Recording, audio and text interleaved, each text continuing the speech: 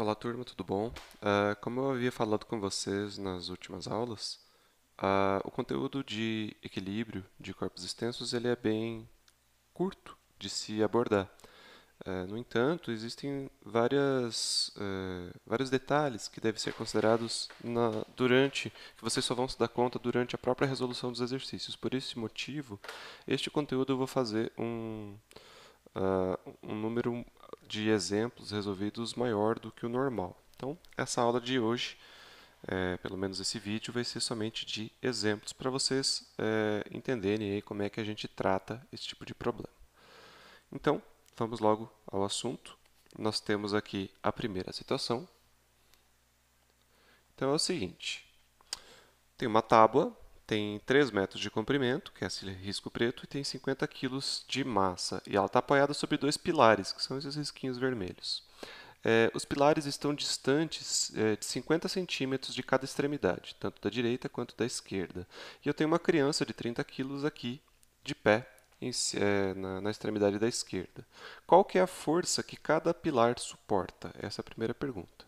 Então, veja, é, intuitivamente falando, se não houvesse a criança, a gente sabe que, pela simetria do problema, como os pilares estão equidistantes das extremidades, os dois deveriam apoiar o mesmo peso, né? Eles deveriam exercer a mesma força, que seria o quê? Em torno aí de 500 newtons sobre 2, né? Então, daria em torno de 250 newtons cada um pouquinho menos. Mas pelo fato de existir a criança aqui, eu vou distribuir o peso de uma forma não homogênea entre esses dois. Então, a gente vai aplicar as condições de equilíbrio. Como é que a gente faz isso? A gente vai supor que um desses corpos está em equilíbrio. Na verdade, você tem 3 corpos a serem considerados: o primeiro pilar, o segundo pilar, a tábua e a criança. Para que você possa resolver os exercícios, você vai escolher um deles para que esteja em equilíbrio, ou seja, para que não esteja se movimentando, e a partir das condições de equilíbrio, a gente vai tentar encontrar as incógnitas do problema. Neste caso, o corpo que a gente vai escolher não é a criança.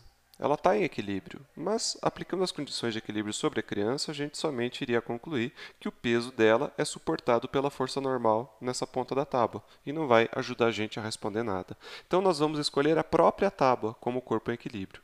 Eu sugiro para vocês que vocês retirem o corpo escolhido em equilíbrio da ilustração para poder fazer o diagrama de força sobre ele sem poluir demais e ficar mais claro aqui como é que se colocam as distâncias e as forças.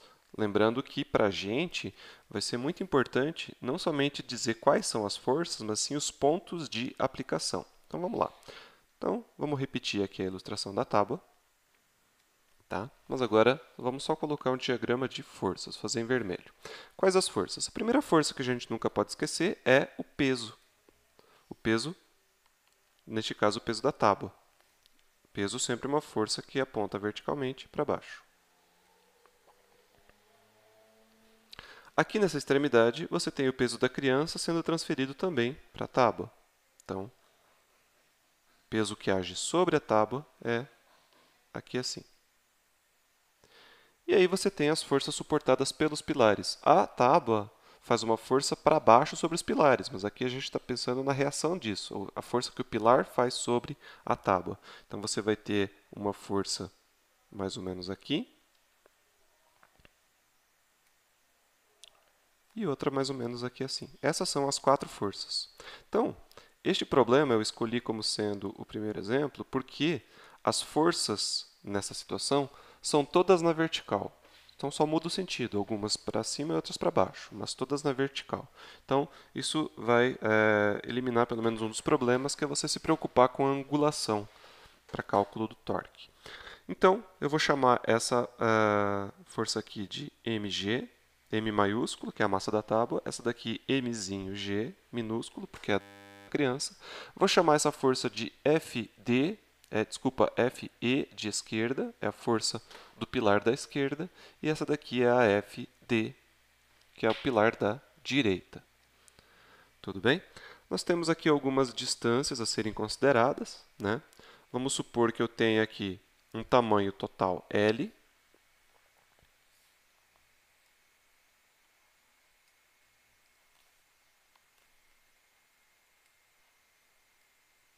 daqui até aqui, que é 3 metros, né? Daqui até aqui eu tenho a distância Dzinho, que é 50 centímetros. E daqui até aqui você também tem Dzinho, porque eu também tenho 50 centímetros. Bom, depois disso, o que a gente faz? Nós vamos aplicar as condições de equilíbrio. Então, nós vamos sempre se preocupar com 3 equações, tá? A somatório de forças igual a zero vai te dar origem a 2 equações, porque você vai somar isso vetorialmente. Como todas as forças estarão no mesmo plano, você só precisa se preocupar com 2 componentes, a x e a y. A componente z, nesses exercícios, seria a direção perpendicular à tela que você está me assistindo. Nunca haverá nos problemas, já estou antecipando isso para vocês, forças entrando no plano ou saindo do plano. Elas estarão sempre para cima ou para o lado. Neste caso, para facilitar, estarão só para cima ou para baixo, tá? Não tem nada para o lado. Então, teoricamente, você deveria considerar somatório de forças horizontais iguais a zero, somatório de forças verticais igual a zero. Mas o que acontece? Aqui eu não tenho nenhuma. Então, você pode se despreocupar com essa por enquanto. Agora, essa segunda condição, essa sim deve ser considerada. Então, você vai ter que escrever aqui que quais são as forças para cima, a gente vai adotar o critério para cima positivo, para baixo negativo. Então, para cima você vai ter FE positivo e FD positivo também. Negativo, você vai ter peso da criança e peso da tábua. Isso tudo aqui vai dar zero. Quem você quer encontrar? O FE e o FD. Mas são duas incógnitas. Você sabe o peso da criança e o peso da tábua. Então, somente essa equação não vai te ajudar neste momento. Ela vai te ajudar mais à frente. Então, a gente sabe lá há bastante tempo que quando você tem um número de incógnitas, você tem que ter um número igual de equações para você conseguir encontrá-las. Então, você tem duas incógnitas, você tem que ter pelo menos duas equações. Então, por enquanto, a gente só vai guardar isso daqui. Tá? Deixa eu copiar essa ilustração e vamos partir para uma outra página aqui, senão não vou ter espaço para fazer. Só vou copiar aqui o diagrama de forças.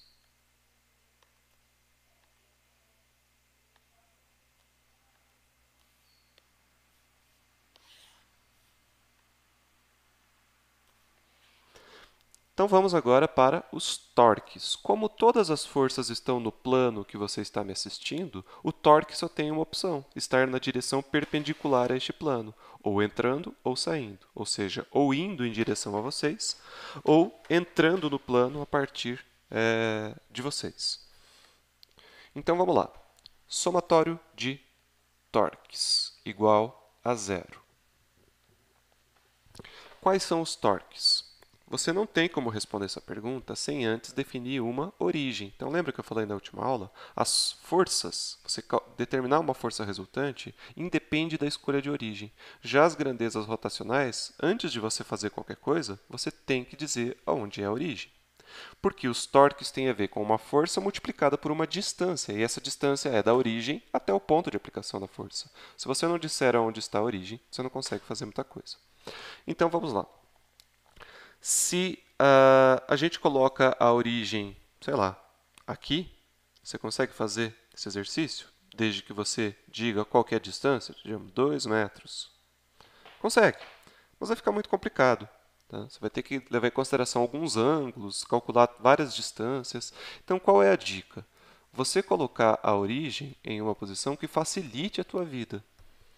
Então, a primeira coisa que a gente pode pensar é o seguinte. Colocar a origem num ponto onde as distâncias façam sempre 90 graus com as forças. Então, eu poderia colocar ela aqui. E aí você vai ter uma distância da origem até essa força aqui, fazendo 90 graus. Até aquela força aqui, também fazendo 90 graus. E você teria 4 torques a serem calculados. Poderia ser feito assim? Poderia, mas ainda não é a opção mais sábia. O que você pode concluir?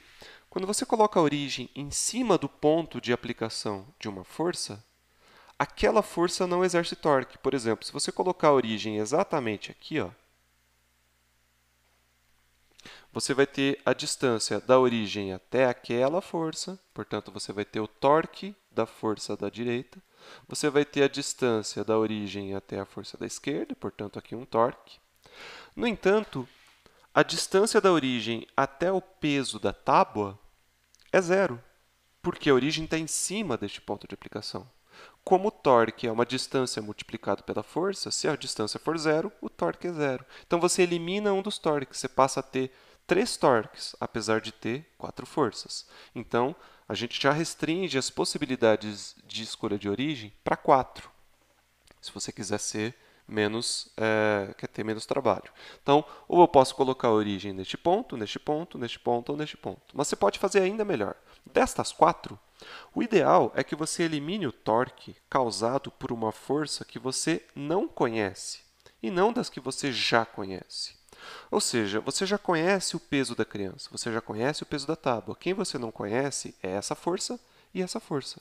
Então, se você colocar a origem em cima de uma das forças que você já conhece, você vai ter uma outra equação com duas incógnitas, a força da esquerda e a força da direita. E aí você vai ter que fazer aquela chaticezinha de pegar uma das equações, isolar uma incógnita, substituir na outra equação. Tá? Vai ter um trabalhinho matemático a mais. Então, a primeira dica é: coloque a origem em cima do ponto de aplicação de uma força. E a segunda dica é: escolha alguma força que você não conhece o valor. Então, você acaba tendo duas. Agora, tanto faz. Eu vou colocar a origem aqui na força da esquerda. Essa é a minha origem. Sendo assim, você vai ter essa distância aqui, fazendo 90 graus com o peso da criança. Você vai ter essa distância aqui, fazendo 90 graus com o peso da tábua. E você vai ter essa distância maior zona aqui, fazendo 90 graus com a força do pilar da direita. Então, você vai ter 3 termos que somados têm que dar zero. Então, vamos calcular aqui como que eu faço isso. Começando com a esquerda.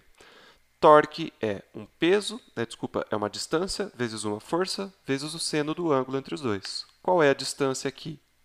É dzinho, da origem até a força da esquerda. Então, vai dar dzinho, que multiplica a força mg, que multiplica o seno do ângulo entre os dois, seno de 90. Isso aqui é 1, né? Então, quando eles fazem 90 graus, o seno é 1. E o sinal, como é que a gente resolve a questão do sinal? Lembra? Você pensa que a origem é um ponto de rotação e despreza todas as outras forças. Pensa que eu preguei essa tábua aqui neste ponto onde está sinalizada a origem e digamos que só exista essa força que eu estou calculando o torque. Pergunte-se a si mesmo, se só existisse essa força, essa tábua iria girar em torno deste ponto de forma horária ou anti-horária? A resposta aqui é anti-horária. Quando é anti-horária, é positivo. Tá? Então, sinal positivo. A força da esquerda não faz torque porque a origem está em cima dela. Tá? Ela existe, mas o torque dela é zero. Vamos para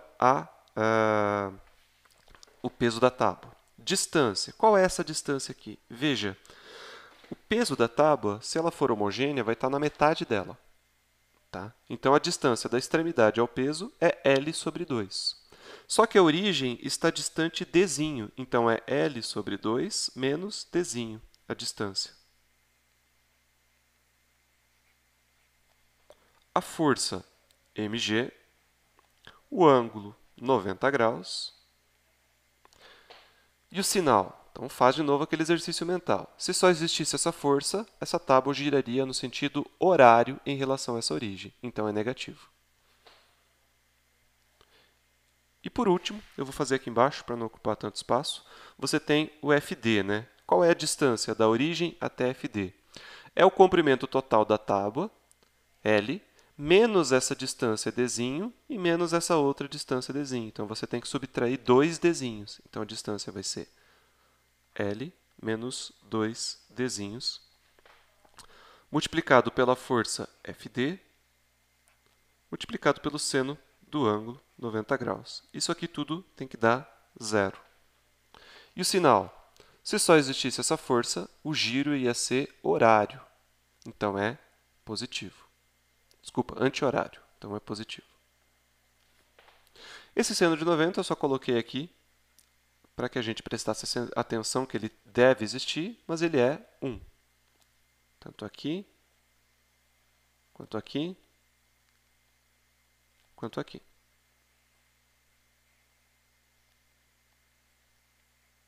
Então, deixa eu me passar para cá agora.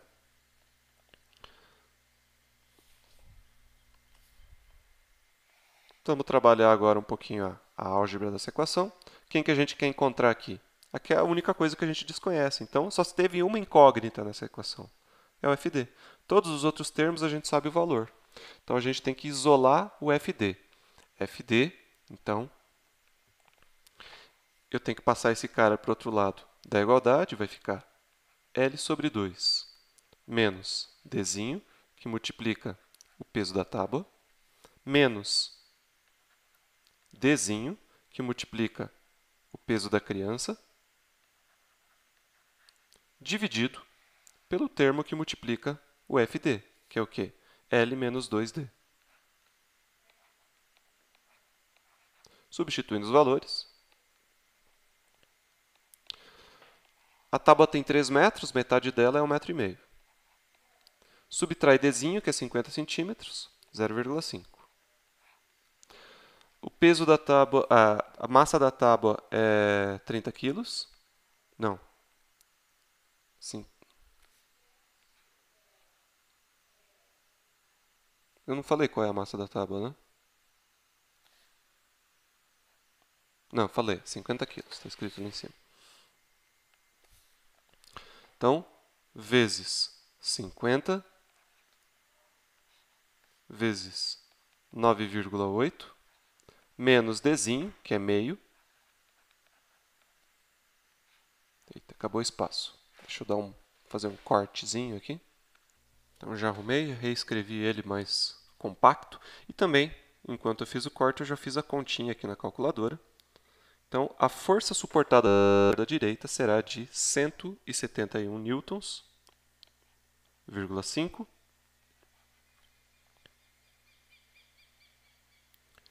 E aí precisamos encontrar a força apoiada no pilar da esquerda. Como é que a gente faz isso agora? A gente tem que resgatar aquela primeira equação que eu falei que naquele momento não servia para muita coisa, que é essa aqui, ó. FE mais FD menos MG. Então, eu já vou fazer aqui mesmo, né?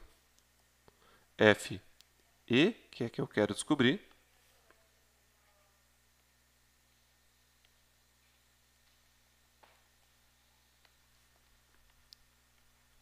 é igual aos dois pesos somados, mζg mais mζg, menos o FD que você acabou de descobrir.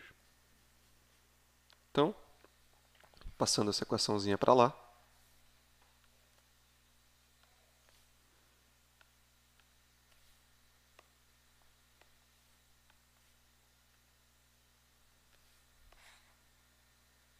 substituindo os valores, você vai ter a força apoiada pelo pilar da esquerda como sendo 50 quilos multiplicado por 9,8 mais 30 quilos multiplicado por 9,8 menos o 171,5. Então, a força apoiada pelo pilar da esquerda será, já fiz a continha aqui, 612,5. Então, veja, nosso resultado está de acordo com a intuição, né? Você tem, vamos voltar lá para a ilustração. Você tem aqui uma distribuição que ela não é simétrica. Então, este pilar aqui vai fazer uma força bem menor do que o pilar que está perto da criança. Então, aqui você vai ter uma força empurrando a tábua para cima de 171 e aqui uma força bem maior, porque a criança está perto dela, de 612. Obviamente que se você somar as duas, vai ser igual aos pesos da criança e da tábua somados. Tudo bem? Mas o exercício não acaba aqui. Ele faz uma pergunta adicional ainda. Ele fala o seguinte, olha. Qual deve ser a maior massa apoiada sobre a extremidade da esquerda para que a tábua se mantenha em equilíbrio? Ou seja, despreza que tem essa criança aqui. Agora não tem mais a criança e essas forças aqui não são mais essas que eu escrevi. Porque se a criança não é mais essa, as forças também não serão essas que a gente calculou. Então, não tem mais criança, tem outra coisa. Que outra coisa? Sei lá. Mas alguma coisa tão pesada... Vou colocar uma caixa aqui. Tem aqui alguma coisa tão pesada que está tornando essa condição de equilíbrio prestes a se perder. Porque quanto mais pesado, como não tenho nenhum, não está pregada aqui, ela só está apoiada, quanto mais pesado for o objeto aqui, nessa extremidade, mais fácil é de se perder o contato com essa tábua. E quando se perde o contato com essa tábua, ela vai começar a tombar, ela vai começar a virar. Então, a gente fez um cálculo aqui, sem valores, e isso é bom porque a gente vai poder aproveitar agora na parte B, que nos forneceu essa equação aqui, ó. A força exercida pelo pilarzinho da direita, em função do peso da tábua e do peso da criança, mas eu posso substituir essa massa da criança por outra massa. Tá? E isso fará com que eu encontre essa força. Quando eu estou na situação prestes a perder a condição de equilíbrio, eu perco contato com o pilar da direita. E se eu perco contato, não existe mais força de contato, não existe mais força normal. E nessa condição, eu tenho essa força igual a zero. Então, como é que eu resolvo a parte B da questão? Eu pego essa mesma equação aqui, só que ao invés de eu tentar encontrar o FD, agora eu vou dizer quanto ele é. Eu vou dizer que ele é zero. E a minha incógnita passou a ser o mzinho. Então, vamos lá. Deixa eu copiar isso daqui.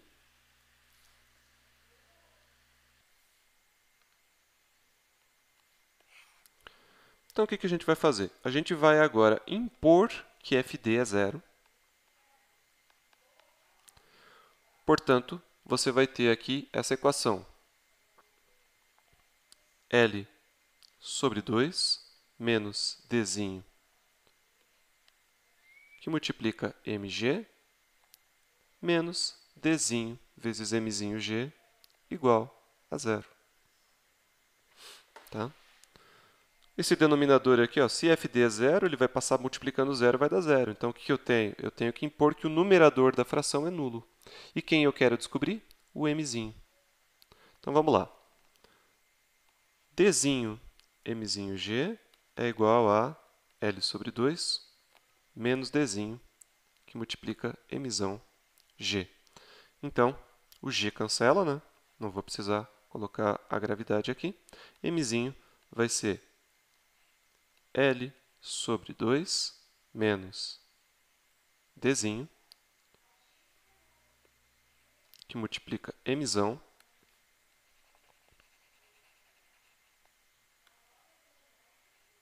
sobre Dzinho. Então, a massa crítica que você vai poder apoiar ali vai ser L sobre 2, L é 3, sobre 2 dá 1,5, né? 1,5 menos meio,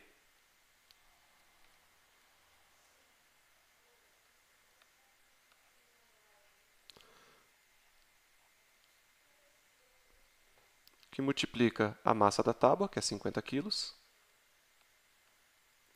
dividido por 0,5, que é a distância. Então, a massa crítica, vou chamar de massa crítica isso aqui, que você vai poder apoiar ali, será de 50 dividido por 0,5, 100 quilos. Então, qualquer coisa acima de 100 kg, essa condição não é satisfeita. Se você colocar nessa equação aqui, ó, em vez de 30, você colocar se ao invés de 30 você colocar 100, FD vai dar 0.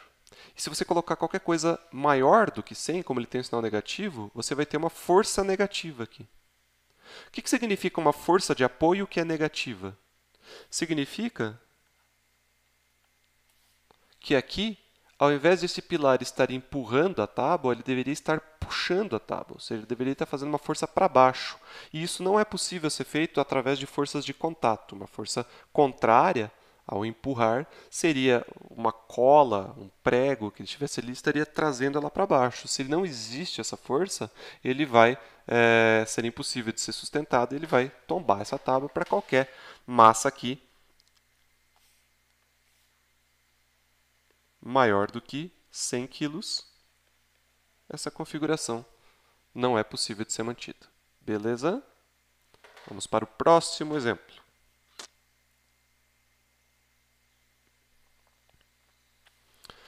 Esse exemplo aqui é bem comum de se encontrar em livros de física básica. Tem algumas variantes dele na lista. Eu estou sempre procurando aqui fazer exercícios semelhantes ao que você vai encontrar na lista. Não exatamente iguais, mas situações análogas. Então, esse é o tipo de exercício que é da escada na parede. Então, seguinte, eu não dei nenhum valor aqui. Eu só falei que a escada tem um comprimento L. Não é a escada de escadaria de prédio, é aquela escada de operário. Tá? O pessoal coloca em cima do Uno e sai pela cidade. Então, eu dou o comprimento L, eu dou um coeficiente de atrito aqui, que a parte de baixo da escada faz com o contato com o chão. E eu falo que aqui em cima não tem atrito. Aqui é tão liso, tão liso, tão liso que eu não preciso considerar o atrito. Então, é a situação mais perigosa possível, porque o atrito, não importa em que ponto de contato ele exista, ele sempre vai favorecer a condição de equilíbrio. Quanto mais atrito, se você não quer movimento, melhor. Então, se eu não tenho atrito aqui com a parede, eu torno a situação mais perigosa. Então, eu só tenho atrito aqui embaixo. E você consegue perceber intuitivamente que quanto mais deitada essa escada estiver, mais perigosa ela fica. O ideal é que ela ficasse com a parte de baixo mais próxima da parede. E o problema pergunta justamente qual é esse ângulo crítico. Qual é o menor ângulo possível em termos de L e de μ, onde μ é o coeficiente de atrito estático, que eu consiga manter essa situação de equilíbrio. Bom, vamos lá. O que a gente faz aqui numa situação como essa? Tira o objeto em equilíbrio da ilustração. Então, eu vou fazer aqui do lado. Você vai ter aqui, em vez da escada, com os degrauzinhos, eu vou fazer esse traço aqui, tá? Vou fazer em vermelho para manter a cor da escada na ilustração original. Você vai ter aqui a escada e vamos fazer um diagrama de força sobre ela. A primeira força que você nunca pode esquecer, a não ser que isso fique bem claro no enunciado, é o peso. Se essa escada tem um comprimento L, exatamente aqui, na metade dela, vai ser o centro de massa. E se ela for homogênea, né? Se a parte de baixo não for mais grossa que a parte de cima. Pode ser que seja. Inclusive, eu acho que na lista tem um exercício que supõe que não é na metade o centro de massa. Mas aqui vamos supor que seja. Então, exatamente aqui você vai ter o peso. Não importa a inclinação da escada, o peso dela é para baixo. É verticalzinho assim para baixo. Então, eu tenho aqui mg. Aqui em cima, eu tenho ponto de contato com a parede. Ah, mas eu não tenho atrito. Tem problema. Mesmo não tendo atrito, toda vez que você tem contato, você tem força normal. Força normal é a força de contato. E a força normal, essa palavra normal, não é porque é normal, tá? Tem por aí, é comum. Não, normal na matemática e na física significa perpendicular. Então, força normal é sempre perpendicular. Aqui, a superfície de contato. Então, se a superfície de contato, que é a parede, está aqui na vertical, a força normal é na horizontal. Então, essa daqui é uma força normal. Só que eu vou ter duas forças normais, porque eu tenho dois pontos de contato. Então, eu tenho que diferenciar eles. Eu vou falar que essa é a força normal com a parede, portanto, FNP. E aqui eu tenho contato com o chão. O chão está na horizontal, a força normal é para cima, na vertical. E o valor não tem nada a ver com aquele lá de cima. É outra força normal. Então, eu vou chamar de FNC, força normal com o chão. Além disso, perceba que se só houvesse essas três forças, eu não satisfaço a condição de equilíbrio. Por quê? Eu tenho que ter um equilíbrio de força. Forças verticais somadas têm que dar zero. E isso é independente das forças horizontais. Aqui eu tenho como essas duas forças somarem e dar zero, mas aqui eu só tenho na horizontal uma força para a esquerda. Então eu tenho que ter uma força também na horizontal para... desculpa, aqui é para a direita, né? Eu tenho que ter também uma força horizontal para a esquerda, para equilibrar aquela força.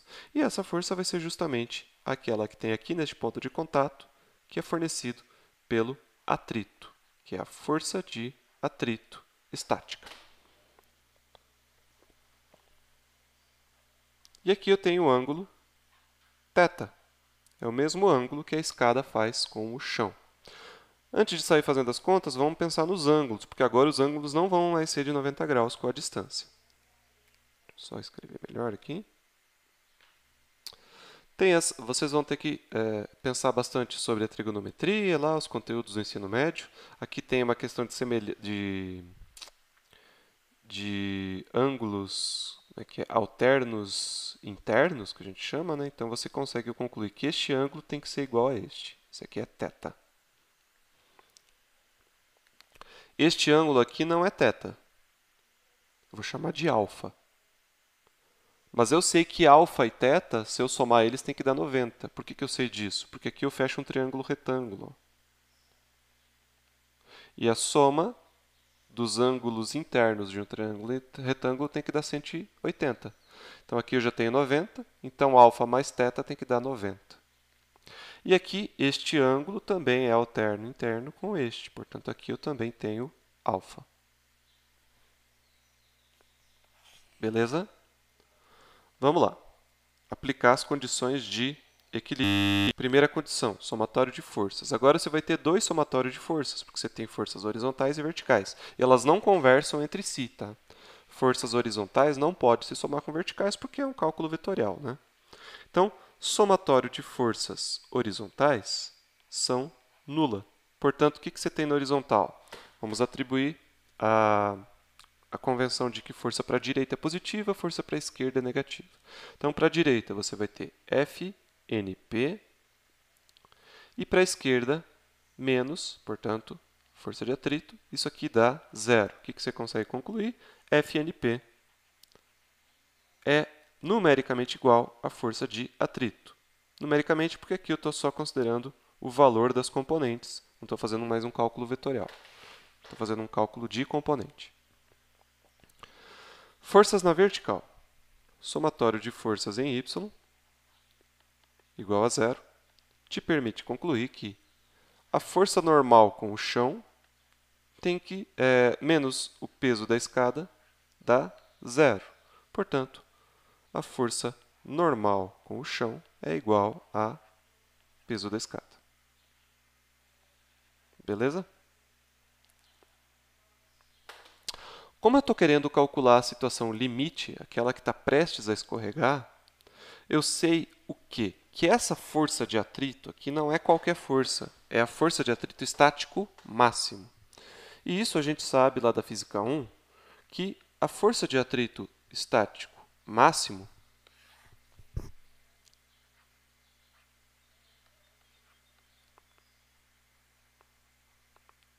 quando alguma coisa está prestes a escorregar, você quer empurrar, sei lá, uma mesa, uma geladeira, você vai fazendo força, vai fazendo força, vai fazendo força, e ela vai fazendo uma força igual contra você. Quando está prestes a escorregar, é que o atrito é o máximo possível. Dali para frente, você já vence ele. E quanto que você tem? É a força normal vezes o coeficiente de atrito. Neste caso aqui, eu tenho duas forças normais. Qual delas eu uso? Aquela que está no ponto de contato com a superfície que oferece atrito, que é aqui embaixo. Portanto, é o FNC.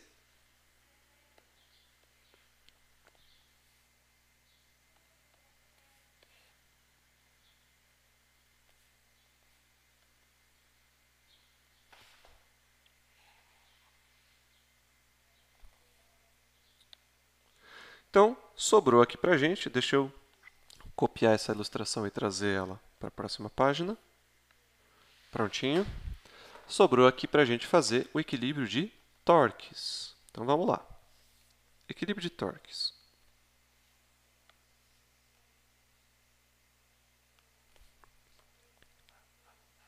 Como eu falei, não tem como se calcular um torque sem antes saber aonde está a origem. E a origem não é dada no problema, é você que vai ter que fazer essa escolha quando for resolver o exercício. Não existe escolha que torne o problema impossível de ser resolvido, mas existem escolhas que facilitam. Então, seguindo aquela dica, procure sempre colocar a origem num ponto de aplicação de uma força. Então, você já restringe para 3 possibilidades. Essa aqui no meio ou lá em cima.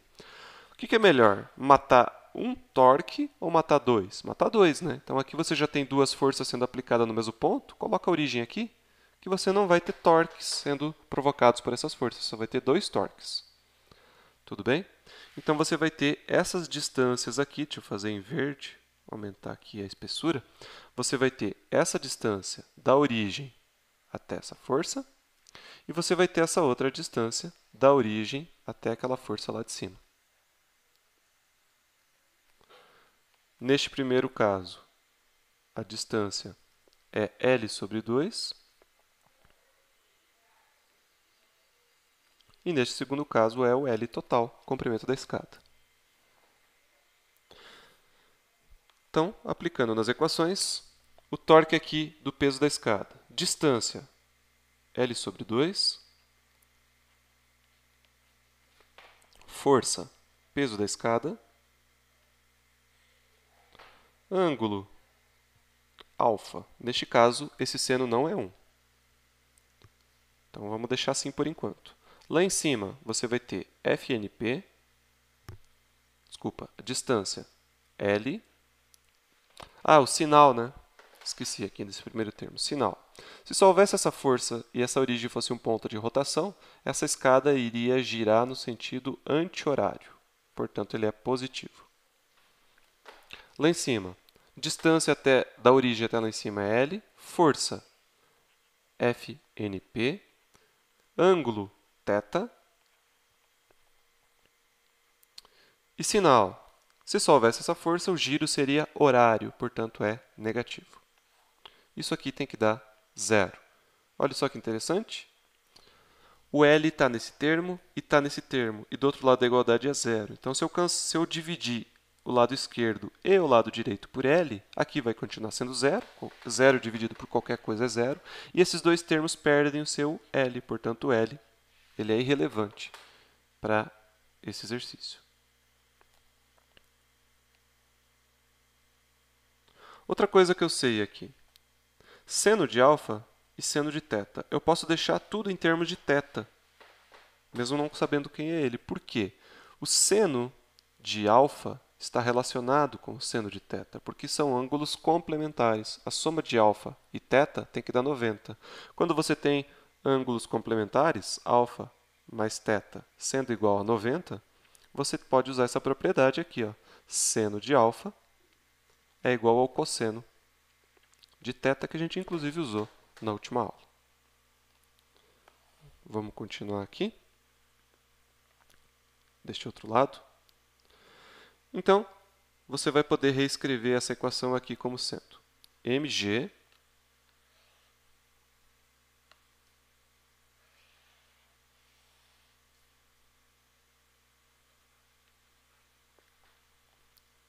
cosseno θ é igual a FNP seno θ. Mas FNP você pôde concluir lá nas tuas considerações sobre equilíbrio de força, aqui, ó. FNP é igual à força de atrito.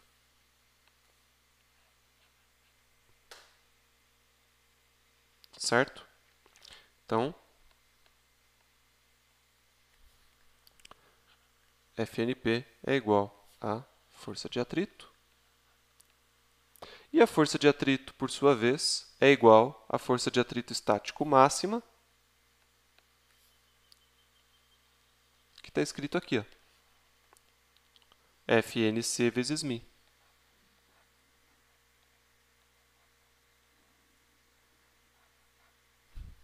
que é o coeficiente de atrito. Portanto, substitui lá em cima, você vai ter mg cosseno θ é igual a FNC, e FNC é o quê? mg também, né? Vezes μ. Lembre-se, isso daqui é igual... Vai ficar muito poluído.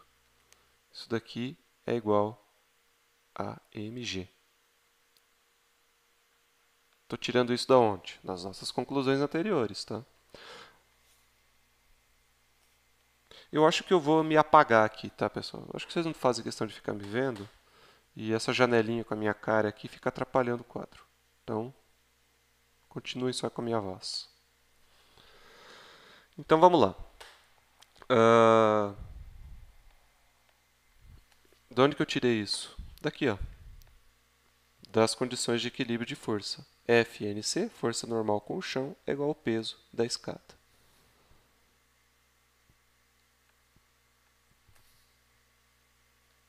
Então, olha que interessante, esse resultado não depende do peso da escada. Aí, aqui tem o seno θ, né?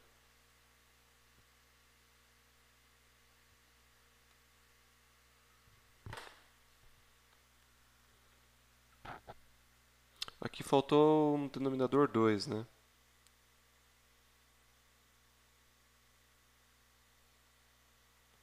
Quando eu vim daqui para cá, faltou um denominador 2. Quando eu vim daqui...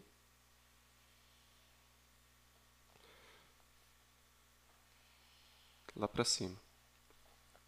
Que eu troquei o seno pelo cosseno, mas faltou o 2 aqui, que é este 2 aqui.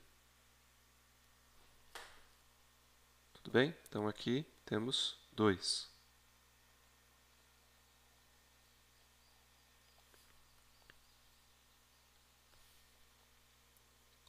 Se você pega esse seno e passa esse cosseno dividindo, você vai chegar à seguinte conclusão.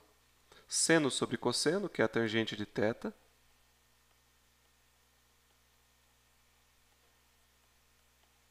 é igual a 2μ. Não, contrário. μ sobre 2. Passa esse μ aqui dividindo para o outro lado. Então, é 1 sobre 2μ, desculpa. Deixa eu acrescentar uma nova página aqui.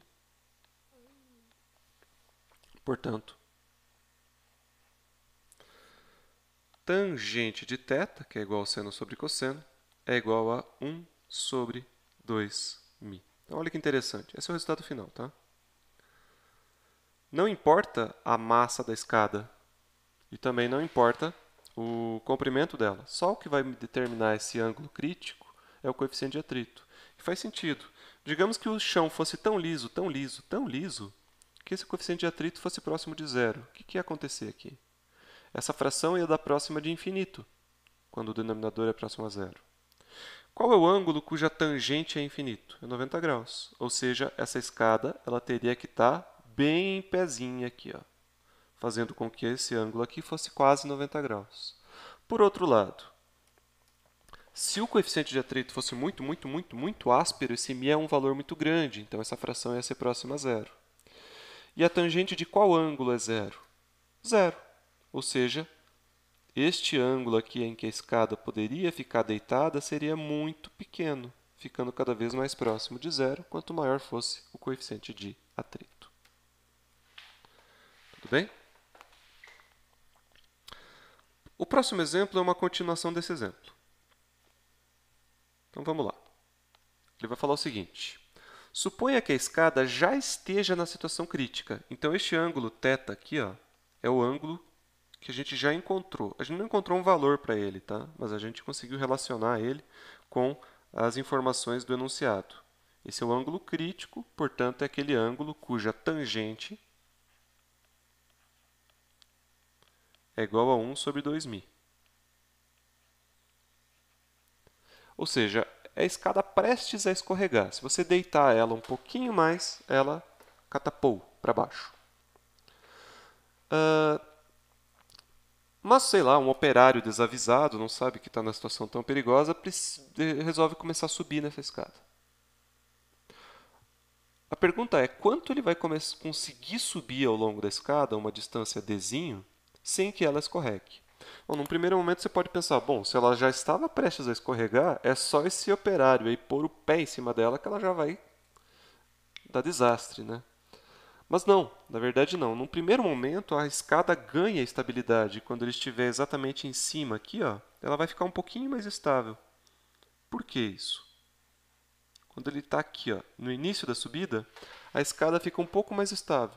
Aquele mesmo efeito de quando alguém está subindo uma escada, fala, ó, segura aí embaixo. Você pega e pisa nela. Ela ganha estabilidade. Por quê? Ao ela aqui nessa parte, eu aumento essa força normal que eu desenhei lá atrás. Aumentando a força normal, eu também aumento a força de atrito. E o atrito é sempre algo que melhora a minha estabilidade. O problema é que a partir do momento em que ele começa a subir, esse ganho de força de atrito, ele já está dado, ele não vai ficar cada vez maior o atrito. Então o atrito já ficou um pouquinho maior, só que subindo cada vez mais, ele vai adicionar um torque, além dos que já existem. E esse torque é um torque que tende a fazer, em torno desta origem aqui embaixo, um giro no sentido anti-horário. Então, quanto maior esta distância, maior o torque e maior a contribuição dele para que a escada vire. A pergunta que eu faço é qual é essa distância em que ele vai conseguir subir sem tombar. Então, vamos lá. Aqui está a escada.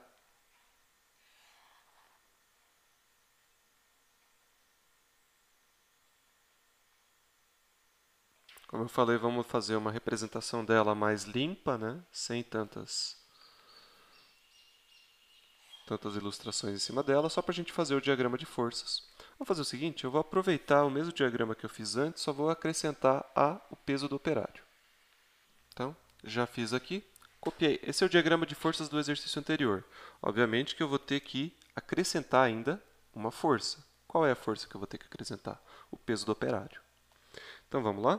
Eu vou colocar aqui, para distinguir essa nova força, fazer ela de azulzinho. Então, em algum ponto aqui entre a origem e, eu não sei se antes ou depois da metade da escada, eu vou colocar antes, tá? Vou falar que aqui é assim.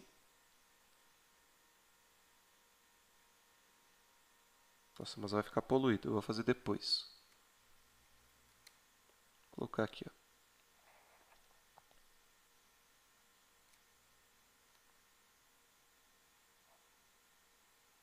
Eu tenho um outro peso aqui.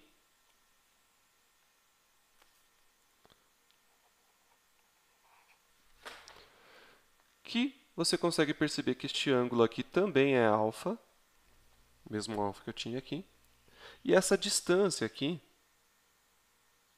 daqui até lá na ponta,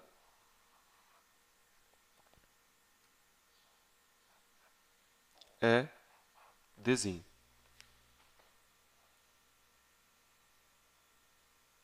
Beleza? Vamos ter que fazer todos os cálculos novamente, tá? Porque mudou a configuração. Então, vamos lá. Somatório de forças em y, em x primeiro. Vai ser igual FNP para frente, força de atrito para trás, isso aqui não mudou. Portanto, eu continuo tendo a relação que FNP é igual a FA.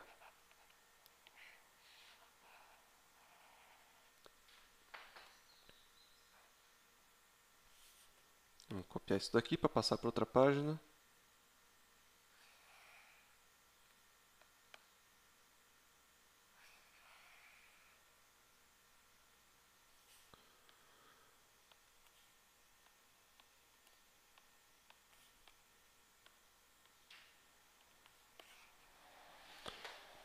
Forças verticais.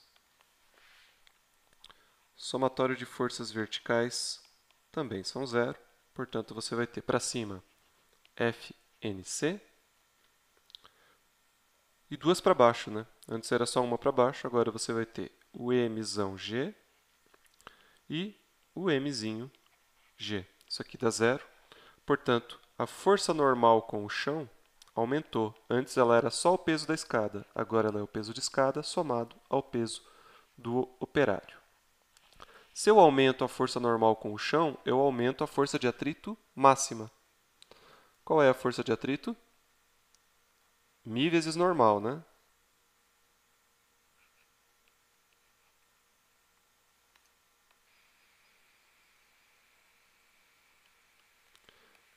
Mi vezes FNC, que neste caso agora o FNC não é só o Mzão G, e sim o Mzão G mais um Mzinho G. Somatório de torques.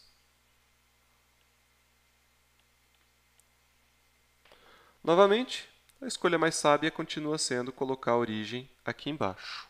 Então, a partir dessa origem, a gente vai calcular agora não 2 torques, mas 3 torques. Vamos começar com lá em cima, FNP. Então, você vai ter lá em cima distância, comprimento da escada, força, FNP, ângulo, θ, sinal negativo.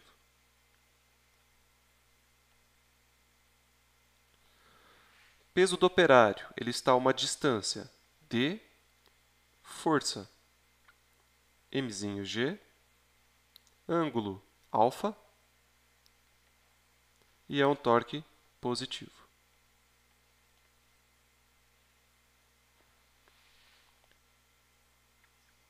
Peso da escada, distância, metade do comprimento.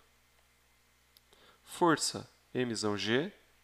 Ângulo, alfa também. Sinal, também positivo.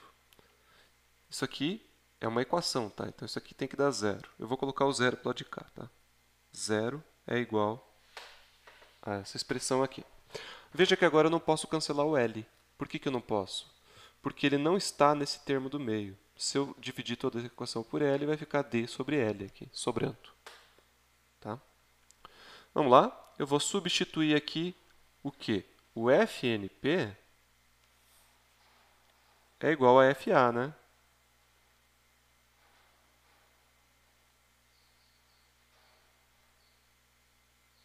E o FA é esse trambolhão aqui em cima. Então, vai ficar uma expressão meio grandinha. Então, é prudente a gente pegar. Eu vou fazer agora no outro quadro, senão vai ficar muito grande. Não vai caber aqui. Já está bem grande. Vou copiar isso daqui para uma nova página, substituindo este termo aqui embaixo, tá?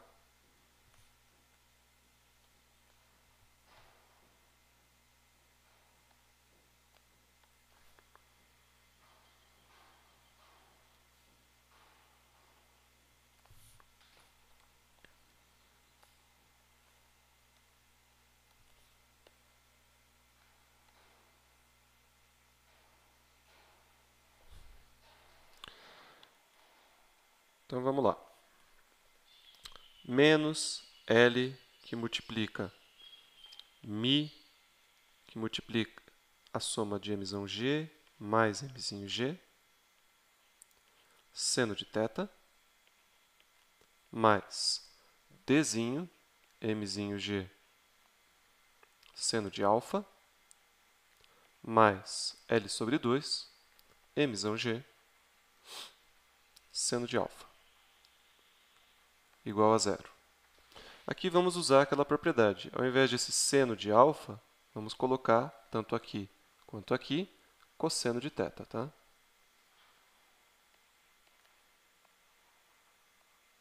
Agora é só a operação matemática. Então, vai ser L, Mi, Mzão G, mais Mzinho G, seno θ, mais Dzinho, Mzinho G, cosseno θ, mais L sobre 2, Mzão G, cosseno θ, igual a zero. O g cancela, né? O g sim está em todos os termos. Além disso, você pode dividir toda essa equação, lado direito e lado esquerdo, por cosseno de θ.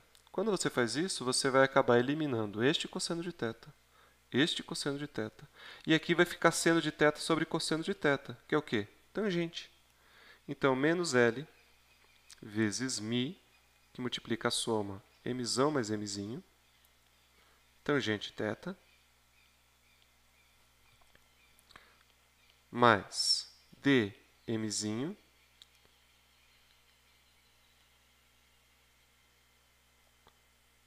mais L sobre 2 mzão, igual a zero. E por que isso é importante? Porque a tangente de θ, a gente vai partir do pressuposto que esse θ é o ângulo crítico. E a gente encontrou quanto que tem que valer a tangente de θ no exercício anterior. É 1 sobre 2μ. Lembra? Então, continuando, você vai ter aqui menos L vezes μ, que multiplica a soma das massas, dividido por 2μ.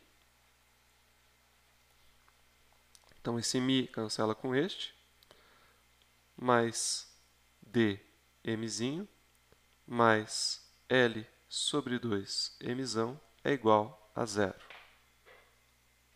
Quem que eu quero encontrar aqui? O dzinho, né?